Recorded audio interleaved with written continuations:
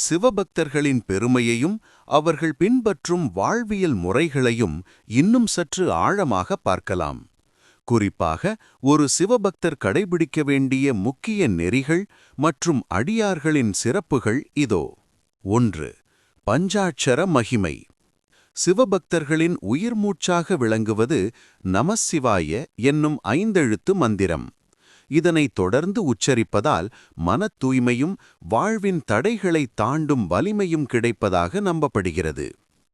தூல பஞ்சாட்சரம் நமசிவாய. சூட்சம பஞ்சாட்சரம் சிவாய நம. 2. அடியார் பணி மகேஸ்வர பூசை.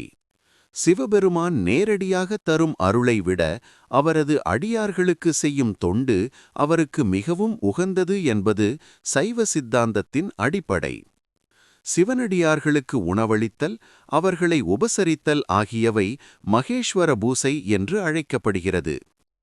அடியார் நடுவுள் இருக்கும் அருளை புரியாய் என்று மணிவாசகர் வேண்டுவது போல அடியார்களின் கூட்டத்தில் இருப்பதே பேரின்பமாக கருதப்படுகிறது.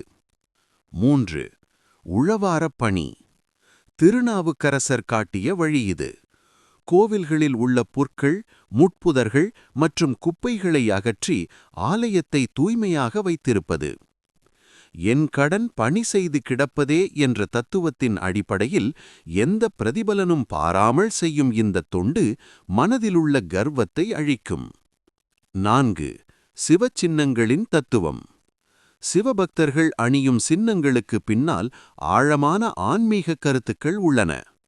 திருநீறு உடல் நிலையற்றது, இறுதியில் சாம்பலாவோம் என்ற நிலையாமையை உணர்த்தி கர்வத்தை நீக்க உதவுகிறது. ருத்ராட்சம் இது சிவபெருமானின் கண்ணீராக கருதப்படுகிறது. இதனை அணிவது மன அழுத்தத்தை குறைத்து இறை சிந்தனையை தூண்டும்.